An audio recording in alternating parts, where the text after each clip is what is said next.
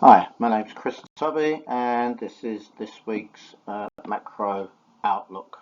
And then in the second part, I cover some technical analysis. Okay, so let's look at the data. So CPI came in higher than expectations in the US. That just caused the stocks to drop quite sharply. Uh, Obviously, investors now are almost given up any hopes of an early rate cut in the US. So stocks spent the rest of the week trying to sort of claw back that ground that it lost on Tuesday. The dollar rallied Tuesday just on the back of the Fed holding rates at their current level for longer, but then it struggled to maintain any momentum. So, there were sort of instant sort of reactions to CPI on Tuesday, but then the markets just sort of almost reverted back to where they had been. Apart from Bitcoin, of course, that continues its rally. On Friday, it broke 53,000. Gold dropped almost $50 on CPI, breaking the 2000 level. However, it ended the week again mid-range around about $2,025. Oil again was quite firm during the week, and it extended its rally to finish on the highs, with WTI closing above $78. If you want to see my analysis on that and some of the others that I've mentioned, then just check part 2 of these, because I cover some analysis on a variety of different asset classes. Okay, so then, as I've been warning, Ukraine is in desperate need of weapons to defend against Russia. Russia's, beginning to gain a little bit more ground and momentum at the moment, so that should be a priority. And it seems, I think, the US managed to get their sort of extra funding approved finally. All these gamesmanship that's played with politics, and when there's people's lives and countries at risk, it just beggars belief, really. Anyway, there's growing pressure on Israel also to accept a 6-week ceasefire. Of course, they're reluctant to do that because momentum's on their side. Unfortunately, the cost to sort of innocent lives just continues to increase, but they are on a mission to wipe out as many Hamas as possible. But of course, that friction going on there has also sort of moved into the Red Sea, so many ships continue to avoid that. But of course, that's delaying supplies and increasing costs. And that could, as I've mentioned before, just provide a slight boost to headline inflation. And I don't think these costs have really been seen in the data yet.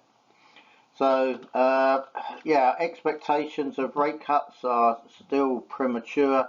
Again, as I keep warning, summer just seems to be the earliest that they will start, if they start then even. Of course, it's just down to what inflation's going to do. But again, as I keep warning, central banks will not act not just on 1 month's data, even if it hits 2%. They will want to see at least 3 months' data, I reckon. And of course, the closer it gets to that 2% inflation target, the harder it becomes to achieve. And again, sort of with investors and traders sort of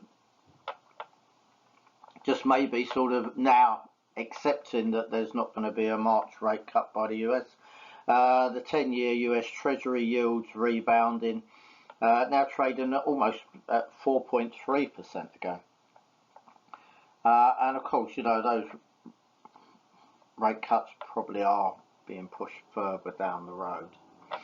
And again, more pressure, inflation, wages, it's another area that's preventing inflation from falling faster. Now, employees seem to be having to move sector, from the banking sector and tech sector, definitely, I would say, just because there's more and more cuts going on there still. But they're being absorbed by the health and leisure sectors and a few other. But most of these hires are only part time. So I would say watch the jobless claims, because I suppose really they need to be close to 350,000 or above. Again, just to give the Feds another bit of a boost that, maybe the economy is starting to slow down.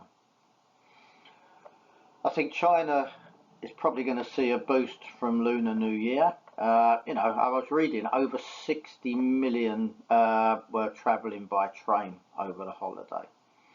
And of course, money spent in this couple of weeks may not solve their issues in real estate or local government debt, but it could just be a welcome boost to consumer spending. And again, it's something I doubt whether other central banks will be happy to see. Japan followed the UK into a technical recession. The EU also slashed its economic outlook. Data did look better in the EU, but only because Ireland had a crazy performance level on one of their pieces of data, which was just so out of whack that it's hard to just sort of accept it even.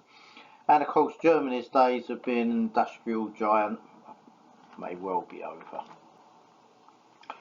Now, I always mention and focus more on the US than other economies, and that's despite the fact that I live in the UK.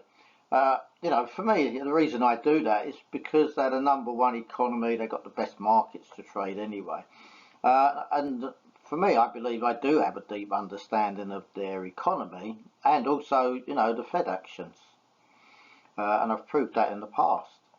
Now, I've also been mentioning India, which had a great 2023, to be honest, it has probably even higher potential this year, because they can gain a lot of investment and business from, basically at the cost of China, where people are trying to move away from China and parts of Asia. Now, however, the fastest growing economy in the world at the moment is Guyana. And that's due to sort of its booming oil industry, and it's grown so strong that to the extent that Venezuela sort of escalating claims to its oil area in the Essequibo region. Now, we have seen in the past how such prosperity and good fortune creates wealth, but it also can create problems as well. Hyperinflation, can have an impact on the currency, but also it can cause inequality.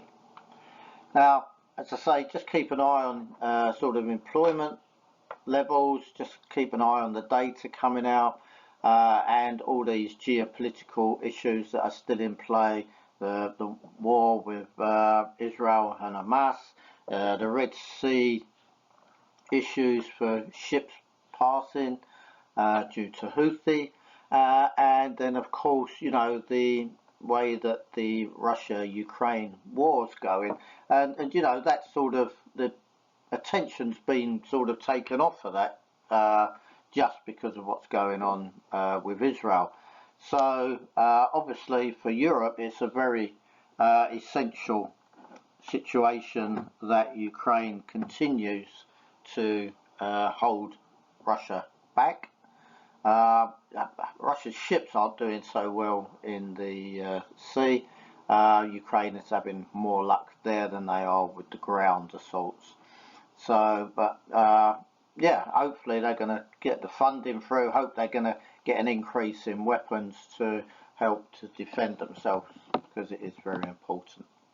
And it's not that money shouldn't have any relevance, but it shouldn't be held up by politics for sure. Okay, so that's pretty much it. I'm now going to explain about the services and a disclaimer, and then I hope you'll join me in part 2 for where I'm going to just do a bit of analysis for you guys.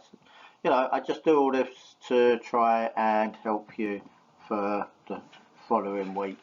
the coming week, just to sort of really prepare you. And of course, what I do now is just daily levels, because they will hold in much longer and stronger than obviously the 30-minute ones that I was adding as well before. But now I just want to sort of just talk a little bit here about my services that I offer. So there's a daily newsletter that includes global news, headlines, my views, full articles. That is a subscription service. There's one-day workshops. This will help you to discover if trading could be your next career, or even just a second income. Otherwise, maybe you're already trading, but there's a few gaps that you'd like to fill in, and I can help you with that, because that will accelerate your trading and your performance. And then there's a 1-week intensive course. That's going to make you feel competent and confident after just 1 week. It's going to give you those foundations that you need to build your trading career on. And if you've got that in a trader, we'll find it. And now that does also include a free trading challenge. Then I do a flexi masterclass, which includes 6 weeks of guided learning. They can be split up. You don't have to take them all at once. And this is designed to provide you with all the knowledge and trading tools that you're going to need to navigate any market, and also on any asset class. I trade them all. And as I say, you can spread those weeks out over months if you need to. It's no problem for me. And again, that does include a free trading challenge. Now, trader mentoring, I'm doing more and more of this. And this is to help you reach that next level time and again. And I'm doing much more in the way of one-on-one sessions right across everything that I'm doing now, rather than sort of looking for big groups. I do provide a lot of trader educational content to individuals, exchanges and brokers. And as I mentioned earlier about the trading challenges, if you're looking for a funded trading account, then you can contact me for details just about the ones that I use, or you can sort of take one of the courses where I'll give it to you for free at the end of it.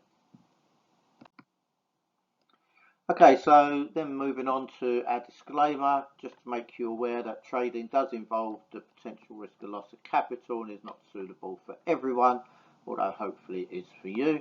And many companies provide leverage, so just be aware that you can lose substantially more than that initial investment. Everything I include in here is just purely for educational purposes. I'm not trying to encourage you to trade or invest. That must be your decision. And of course, before you make that decision, you've got to consider the risks involved, definitely your financial situation, your level of experience, and your risk appetite. And of course, it's important that you only risk capital that you're prepared, but also that you can afford to lose. And if you've got any doubts whatsoever, seek independent financial advice, and do that before you risk your capital. So many people come and find me after they lost money, which is sad. They should come to me before. And yeah, so listen, that's it for part 1. I hope to see you in part 2, where I'm going to do some technical analysis.